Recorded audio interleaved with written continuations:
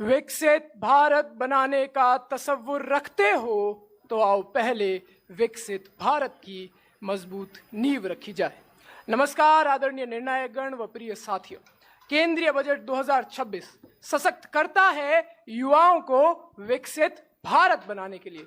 महोदय, यहाँ युवा का तात्पर्य आयु से नहीं है।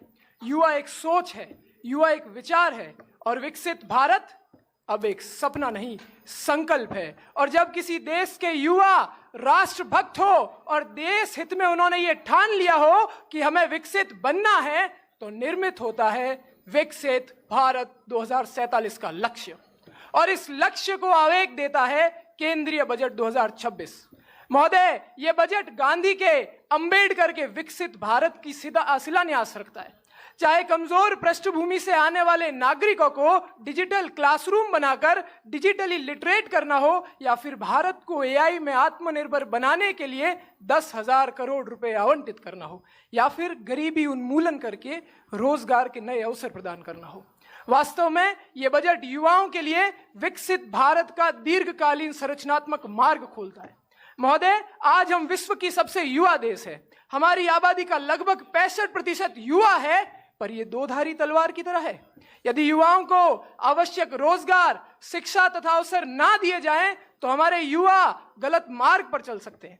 इसलिए इस सरकार ने युवाओं के लिए 3 प्रमुख स्तंभ तैयार किए।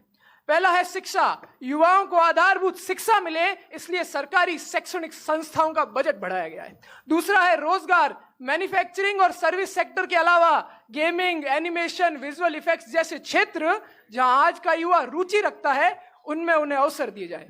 तीसरा व सबसे महत्वपूर्ण है उद्यम। स्टार्टअप इंडिया में मिलने वाली 10 लाख रुपए की राशि को बढ़ाकर 25 लाख रुपए कर दिया गया, ताकि इस देश का युवा नौकरी लेने वाला नहीं, नौकरी देने वाला बन सके। परंतु यह दुखद है महोदय कि आज हमारा युवा जो 20% अंधविश्वास में लिप्त है, 30% अशिक्षित है और 100% जाति व धर्म के झूठे आडंबर में फंसा हुआ है, वो विकसित भारत में सहयोग करने की बजाय अपने उस 6 इंच की स्क्रीन में मनोरंजनात्मक रील देखने में व्यस्त है।